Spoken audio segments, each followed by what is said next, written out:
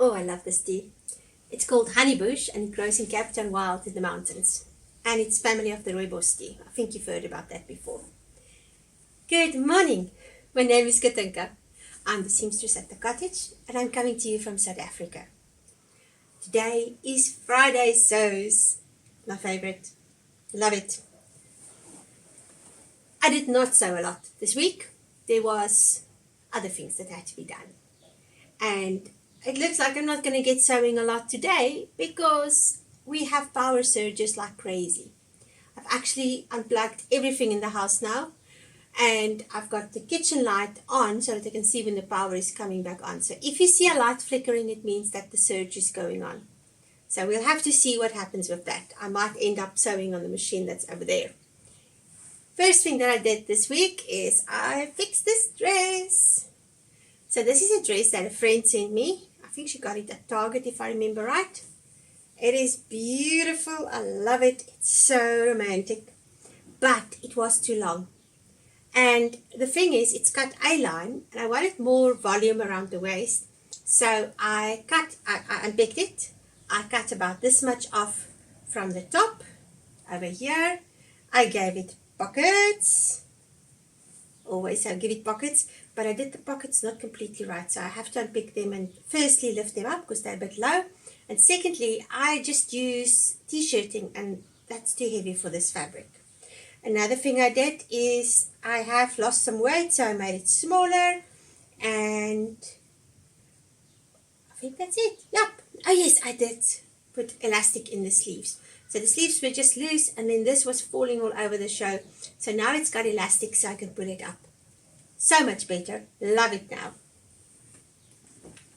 A while ago, I cut out this t-shirt about 2 months ago. It's just from ribbing, rib knit. And I finally sat down and I did it. This is another case where I did not have completely enough fabric. So I did add to the sleeve and I just added 4 pieces for the neck. I wanted a warm top that I could wear under like things like this and my dungarees and that type of things. But I like it and I don't mind that it's a bit of a patchy, let's call it patchy top, because it's still working and it keeps me warm. I also finished this top. It fits nicely. It's the top that this is the mock-up that I did for the green dress, which like I said in the last episode, I will have to make again because I sold the other one. And I finished it and I put it on. It fits, it looks nice, but it's just not me. So this is going to become a Christmas present for a friend. But I did love the process of finishing it. Oh, and I just had some cotton lace that I added at the top and the bottom just to make it a little bit longer and to give it a bit of a sleeve. And then, between all the other load shedding situations, I have been working on this. So I'm planning on doing a whole video for this one, but I'll give you a sneak peek. It's living in this beautiful bag that my friend gave me, I think 2 years ago for Christmas. I love it. And what I love about this heart is I can actually leave my needle in there and I don't lose my needle all the time. So I have always had an obsession with lace tops. I actually went through one of my inspiration books like when I was 19. I think I started it when I was 19. And I found lace tops right through. From 19 until now. So 2 years ago I sat down and I decided I am going to make myself a lace top. I had a beautiful lace doily. Let's see if I can find pieces of it. I'm just going to show you this.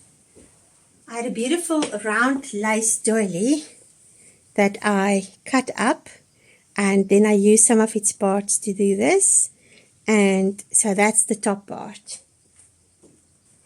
This is all that's left over from that lace doily. So it's a net doily with embroidery on it.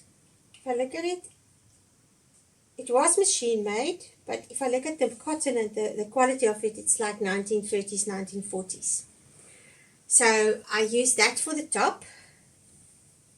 Oh, it's inside out. You just turn it around. I use that for the part around the neck. And then a friend gave me this whole roll of eyelet lace, a whole roll of this. So what I decided was I want to use it. It's not perfect, but it looks pretty, and I'm at that point where I want to use things. So I'm not going to buy anything if I've got something that's quite effective. So what I did is I gave it some pin tucks, and then I did some lace insets. But where I did the lace insets was where I put pleats, like there. And then for this, oh yes, and I did the back as well. Just ran the lace insets down the back. And then for the sleeve, I accidentally cut the sleeve a little bit narrow. So I put 2 extra, and that makes a difference. And then I also gave it the pin tucks, and I added the points of the lace doily. I added into the sleeves like that. And I'm at the last part. I literally just have to finish sewing on this lace onto the sleeve. I've been doing most of it by hand. I think 90% of this stuff has been done by hand. I've tried one buttonhole by hand, and I was going to put buttons all the way down the back, but I decided against that. So I'm just going to put buttons at the top. So I did one buttonhole by hand, and I'm very tempted to do the other ones as well. I've got small little shell buttons, but they're more rounded. They're not the dented in shell buttons. So I've been working quite a lot on this because I really want to finish it so I can wear it. Socks, haven't knitted. I think I did 4 rows on that. I did a while ago. I started a cardigan, long ago actually, 2-3 years ago. I got the wool, the yarn 4 years ago, and a friend of mine, she's got a handle, I put it at the bottom for Instagram. Oh, she knits beautifully. She bought me this pattern for my birthday one year. It's called Rower by Michelle Wang. It's a lot of intricate cables, which I love, and I am really trying to force myself to follow patterns because I'm terrible at following patterns. I always do my own thing. So I've done the ribbing for the back, and I was this far with the back, and then I realized I made a mistake at the beginning. So I picked it and I knitted 2 more rows on this. So that is my next project that I'm going to be working on over the next few years, most likely. It's been, like I said, quite a busy week, but also quite disjointed because there's just been a lot of things going on. I've been watching the news with all the hurricanes and stuff, and I hope none of you out there are caught in that. I saw one of the ladies that I follow, she's been doing updates, and I'm so glad to see she's okay so far. But that's quite scary. We are still having, today's sunny for now. Don't know how long that's going to last.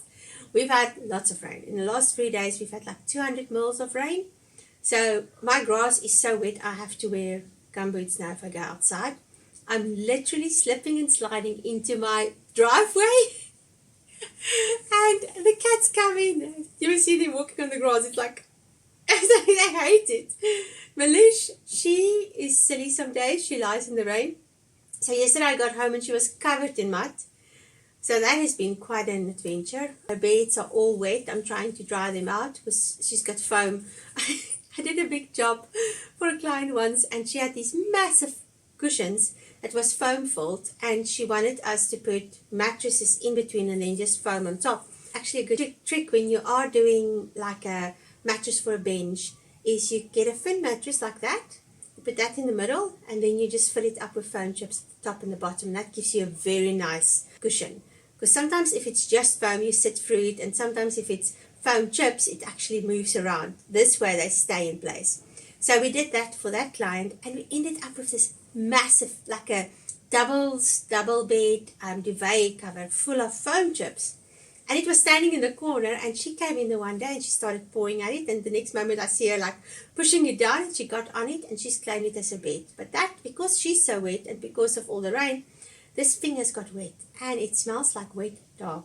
And I can't wash it. I must actually make it a waterproof cover, but I'll do that when I have time.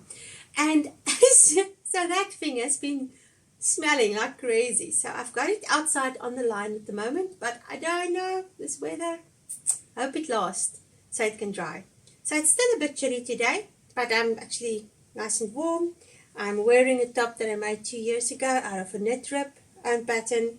I just like the cowl and just some tights and socks today. I was going to put on something nice that I've made recently, and I'm just too cold. There's one more thing. I have knitted on this as well. So I usually don't knit with synthetic yarns. I only knit with wool or cotton, natural fibers. But this owl pure wool is actually a stunning yarn. It washes nicely, it's soft, and I like its drape.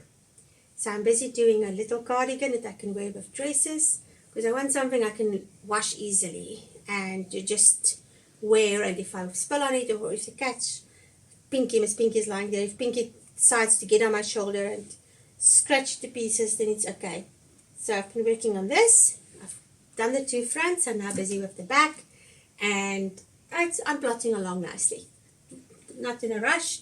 Summer is coming, I hope. I've been promising it for the last how long? Maybe 2 months, but we've got hope for the summer.